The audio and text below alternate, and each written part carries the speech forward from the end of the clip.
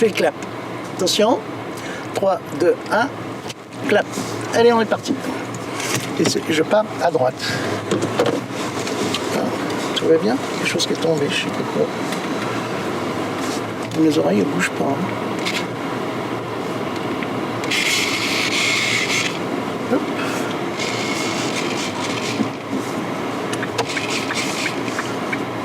La cyberesthésie, c'est un néologisme que j'ai forgé il y a une dizaine d'années pour pallier à un manque dans notre langage.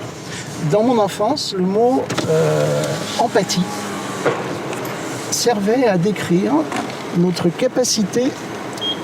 Voilà, le mot empathie servait à décrire notre capacité à percevoir les émotions des autres, mais aussi à percevoir les outils, à étendre notre champ de conscience, à nous projeter sur nos outils, comme des véhicules, des automobiles ou d'autres dispositifs. Un bon conducteur, par exemple, connaît l'encombrement de sa voiture au centimètre près.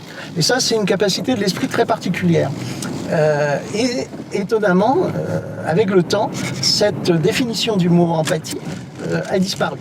Et donc, il y a une dizaine d'années, j'ai forgé un néologisme qui est cyberesthésie, l'esthésie cybernétique, qui sert à désigner cette capacité que nous avons, nous et aussi les animaux d'ailleurs, à pouvoir étendre nos proprioceptions et nos extéroceptions hors de nous-mêmes, hors du corps, vers des machines, vers des dispositifs, vers des véhicules, comme par exemple l'automobile que je suis en train de conduire là. Donc c'est mon subconscient est capable, en même temps que je suis en train de vous expliquer tout ça, de se projeter sur le dispositif et de percevoir son encombrement, sa vitesse, sa masse, etc.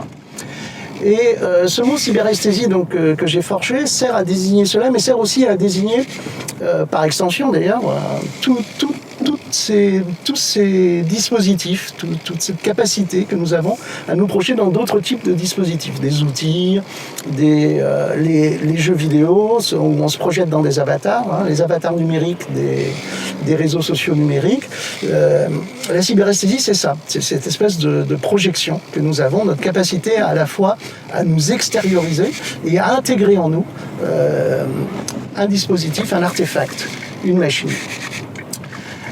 C'est un processus qui intervient aussi dans la relation aux œuvres d'art. C'est-à-dire que, ça a été mis en évidence d'ailleurs, que la relation aux œuvres d'art, c'est-à-dire par exemple la relation à un spectacle, la relation à un concert, la relation à une pièce de théâtre, qu'est-ce qu'il y a d'autre encore? La danse. Le spectateur, le public se projette dans le joueur de guitare, dans le chanteur, dans la danseuse. Et cette relation, et pas seulement d'ailleurs, on a une relation extrêmement similaire avec les œuvres picturales, les sculptures, où nous nous étendons, nous nous projetons dans l'œuvre. Et ce feedback qui se met en place, cyberesthésique, a en plus des vertus, c'est-à-dire que ça génère, on sait que le corps génère des neurotransmetteurs qui ont des vertus positives.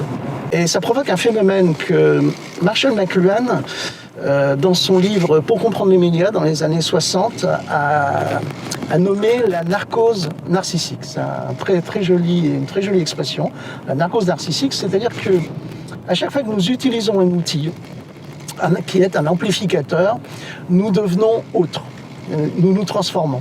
Et donc tel narcisse qui passe son temps qui est figé, qui est fasciné par son reflet dans le lac, qui essaie de comprendre qui il est, qu'est-ce qu'il est en train de voir, nous amplifiés par la technologie, quelle qu'elle soit, que ce soit une automobile, un réseau numérique, des avatars, un jeu vidéo, à un moment nous sommes, d'ailleurs dès qu'on l'utilise, nous rentrons dans un état de narcose narcissique où nous essayons de comprendre qui nous sommes devenus avec cette extension, avec cette amplification. Nous devenons des sortes de cyborgs.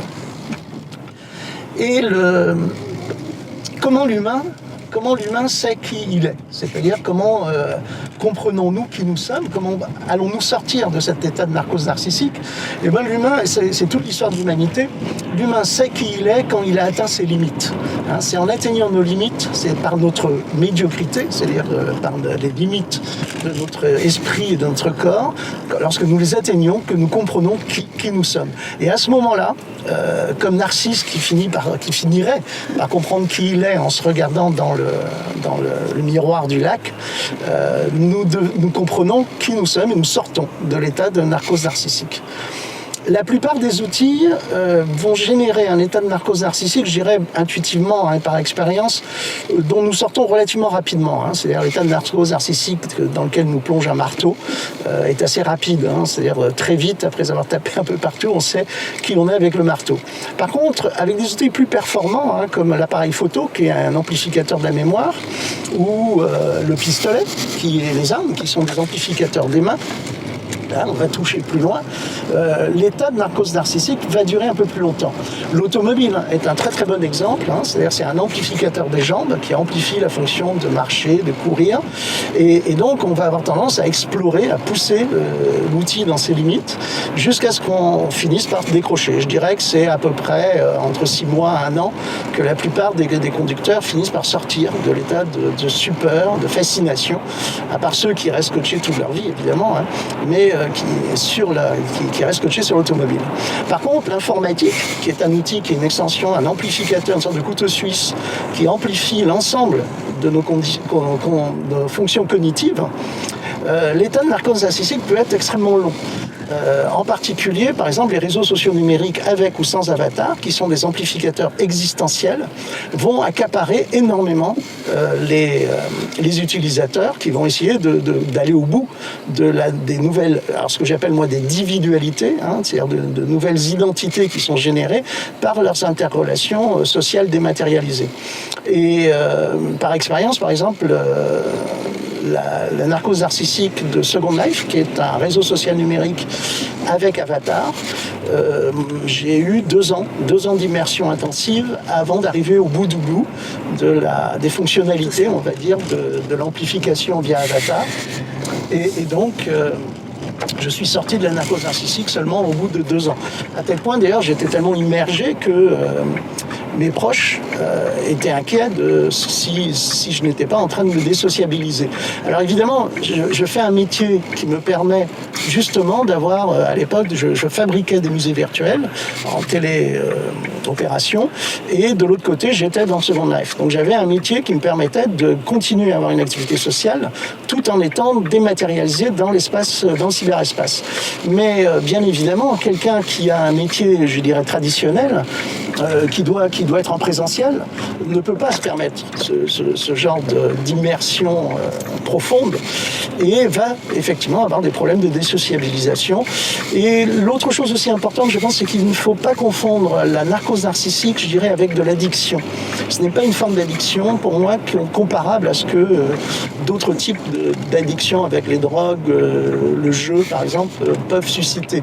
Dans le sens qu'une fois qu'on est sorti de la narcose narcissique, c'est-à-dire une fois qu'on a atteint nos limites avec l'outil, on va en ressortir naturellement et grandi. C'est-à-dire grandi d'une nouvelle expérience, plus riche, d'une nouvelle expérience, une nouvelle relation au monde, une nouvelle relation aux autres et à nous-mêmes. Le problème social que pose la narcose narcissique et ça, comment on va dire, sa fascination, c'est qu'elle peut effectivement, à notre époque, nous désociabiliser. Et pour sortir de l'état, la durée de narcose narcissique est variable. En fonction de la puissance, moi je dirais, de l'outil. Plus l'outil sera puissant, plus l'augmentation sera puissante et plus l'état de narcose narcissique sera long. Avec un autre problème qui vient s'ajouter à ça, c'est que les automobiles n'évoluent pas si rapidement que ça. Donc du coup, on va sortir, on va évoluer plus vite que l'automobile. Par contre, l'informatique continue d'évoluer, elle continue de se complexifier, et donc on n'a pas fini d'explorer les limites de nous avec l'informatique, que celle-ci a grandi, s'est transformée, est devenue plus puissante, et donc on est dans une course perpétuelle en ce moment à l'exploration de nos limites. Et j'aurais même tendance à penser que toute l'humanité actuellement est dans un état de narcose narcissique avec l'informatique. Nous sommes en train de chercher massivement quelles sont nos limites avec cet outil qui nous amplifie à l'échelle planétaire.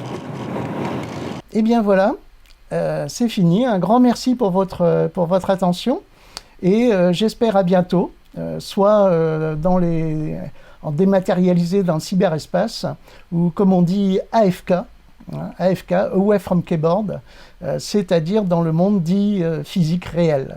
Voilà, à bientôt.